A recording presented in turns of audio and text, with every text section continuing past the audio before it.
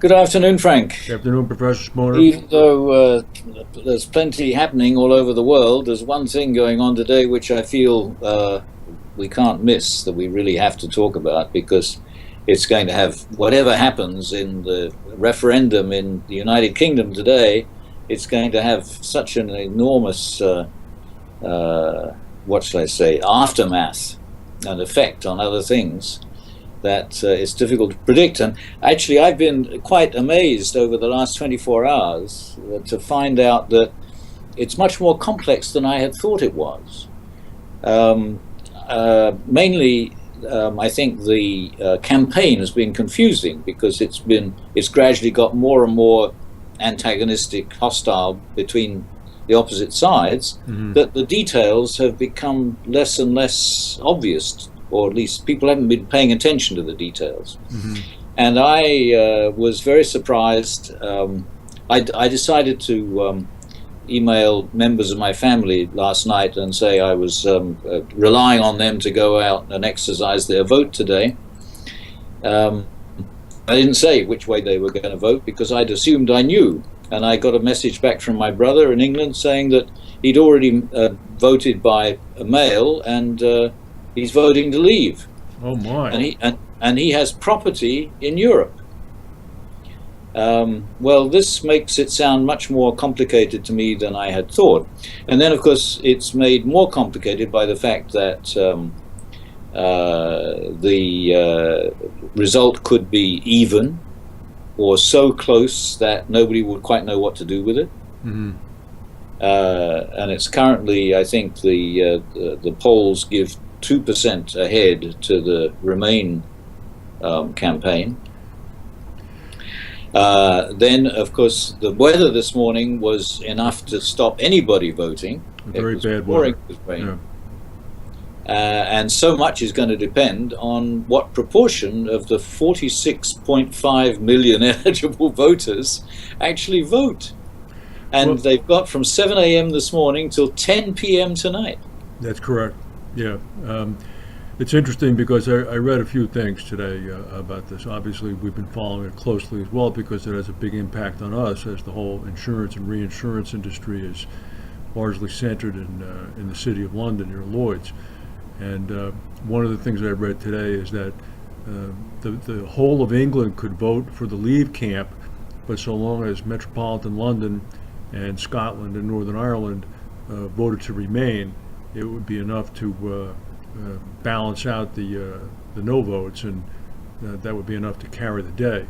The other thing is, of course, is that the voter turnout was expected to favor the Remain camp if they got a big voter turnout, because the thinking was that the Leave people would come out in any weather because they were very much more committed.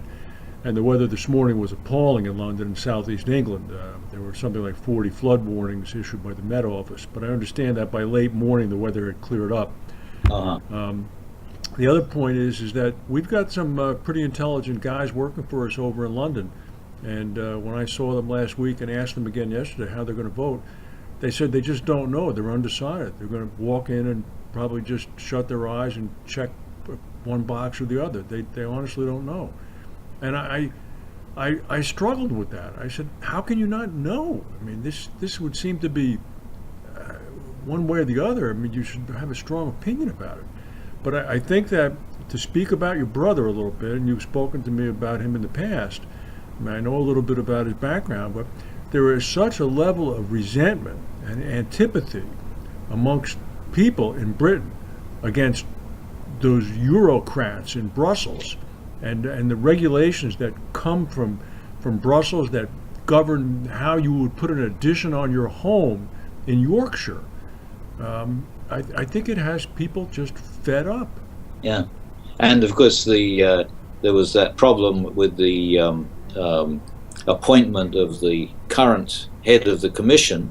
I can't think of his name offhand, which Cameron and the British government was against, and they couldn't stop it. Oh yes. I don't remember the man's name either, but I remember that. Yeah. That's about a year ago, I think. Yeah, it was about a year ago. Yeah.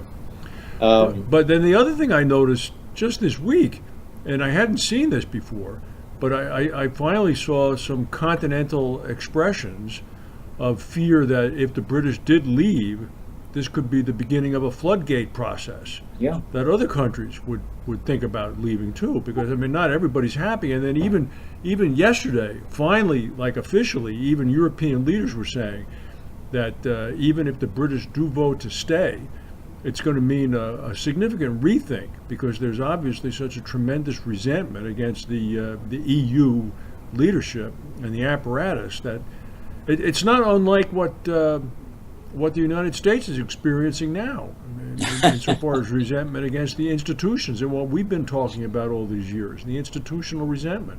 It's the current political phase globally, I think, or at least in a developed countries, because you can point to similar things in so many other countries. But it's very interesting that people that you would expect to know very well and to have easily made up their minds just really aren't sure what to do, and that some people who you think would obviously vote Remain because of their connections to Europe will vote to leave. And we've already been told that the polls in France are very much negative towards the European Union, more so even than England. Mm-hmm. But they don't have a referendum. No, no. And then I read as well in Italy the same. Mm. So I mean, the whole thing could fracture. I mean, I was going to say the whole thing could theoretically fracture, but it's not theoretically anymore. No. But I think this means that if Britain does vote to stay, and I'm sure it won't be a large majority, whichever way it goes, it will give England tremendous opportunity to lead reform. Yes, yes. And you know, it's a funny thing because we talked about this last week in the context of the American political situation currently, and that is that if in fact the Republicans nominate Donald Trump, and if Donald Trump runs but loses by any margin, it would seem to me that what it's going to cause is a recognition on the part of whoever does win, both the whatever branches of government we're talking about, to do the kind of rethink that the Europeans are going to have to do. Sort of an acknowledgement of the level of resentment that exists within the borders that it ostensibly is in control of. And then secondly, no longer trying to play by simple majority rules, because the minority now has a lot more juice than it used to because of this globalization and this ability to organize on the ground and to interact with each other. And they can be ready like fast. Those Falun Gong guys in China from 10 or 15 years ago, I mean, you know, they could have written a textbook that's being used these days. Remember how they used to materialize in squares like within 3-minute notice? And like the Beijing police was like, how is this happening? And 10,000 people just showed up here. Yeah. But that's what can happen now. So you have to pay attention to the minorities. But it's not changed. Hasn't changed much in the House of Representatives or the Senate yet. No, it hasn't. It hasn't. But the same thing that we're talking about that could happen in Europe if the British do vote to stay, if Cameron develops any courage and shows up in Brussels and say, okay, we're here. We decided to stay. We have to rewrite the playbook. Just the same thing that's going to happen in Washington in January. It's going to have to be, okay, how can we avoid something like what just happened? And since there's been so much communication between Germany and England trying to persuade the English to stay, it looks as though Cameron will really be very powerful if he does get at least a 1% vote in favor. Yeah, well, I'm surprised the Queen didn't go back to her original last name, Saxe-Goldberg. That might have sealed the deal. It'll be interesting to see what repercussions it has for things, not for that, but for the actual sovereignty of different countries, because I think that's what's beginning to become more in question is just exactly what sovereignty is going to mean from now on. Correct. Now, if they do vote to leave, let's talk a little bit about that, because the EU has already said that if they do vote to leave, they're going to wash their hands of them and take a very tough stance against them. Number one. Number two, people of the likes of George Soros and others are predicting that the pound is going to tank, possibly go down to as low as $1.20, right? Which would be unbelievable. That's number two. Economic leaders are saying that the British economy is going to stumble into a depression, or a recession, I should say, that's going to last at least a decade. And then I guess number four is it's going to lead to the requirement that individual bilateral agreements now are going to have to be structured with each of these remaining 27 other countries. I mean, it's going to be a real mess. And except it could work the other way around.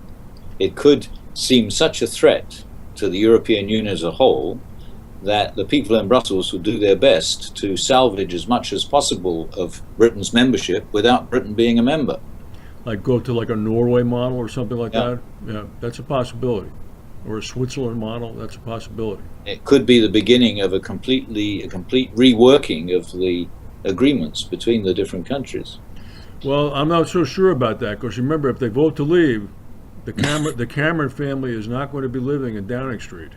Well, it would be surprising if he actually stayed. I mean, I think he said he's not going to resign, but it'd be strange if he was able to stay.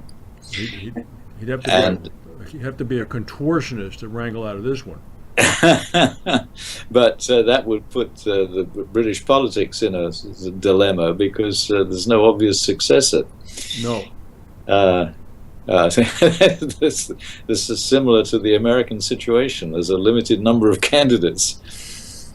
Well, they'll be fine over there, because tomorrow morning, as dawn breaks in the Scottish countryside, none other than Donald J. Trump will arrive to inspect his golf course.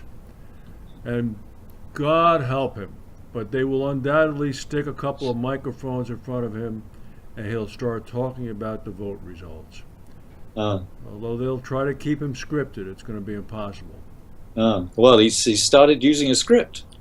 Well, he also started doing that 2 weeks ago, but then for one speech, and then went off script, and then he did it again yesterday for one speech. Let's see if he can control himself. Anyway, so we've got another how many hours before we find out? Well, the polls close at 10 p.m. The British, I heard today that they were expecting that unless it's a blowout in either direction, they're not expecting to have any certainty until about 2 a.m. Tonight, which would be about 9 p.m. our time. So we may know before we go to bed tonight. I'm expecting to know before we go to bed. Yeah. I'm going to be watching the BBC. So.